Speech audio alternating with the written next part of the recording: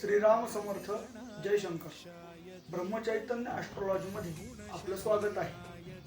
ओम एकदंताय विद्महे वक्रतुंडाय धीमहि तन्नो दंती प्रचोदयात्. आता लवकरच आपल्या गणपती बाप्पाचं आपल्या घरी आगमन होणार आहे. तर या आगमनाची पूजा करण्याची विधी मी थोडक्यात तुम्हाला सांगतो. सर्वात प्रथमतः आपण गणपती बाप्पाला आवाहन करायचे.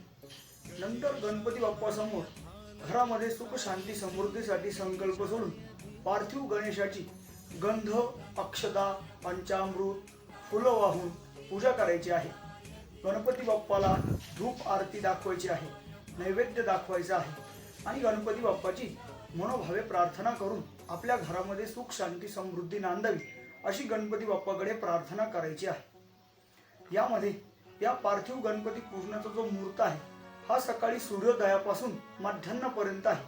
विशिष्ट अशी कुठल्याही प्रकारची पूजनाची वेळ त्यासाठी नाही. या दिवशीचा उपाय म्हणून आपण गणपती बाप्पाच्या अथर्व शीर्षाचा 11 वेळेस पाठ हा आपल्या घरामध्ये करायचा आहे. याने आपल्या घरामध्ये सुख शांती व समृद्धी तसेच विद्या, धन, यश, कीर्ती प्राप्त होते. श्री गणेशाय नमः. जय शंकर.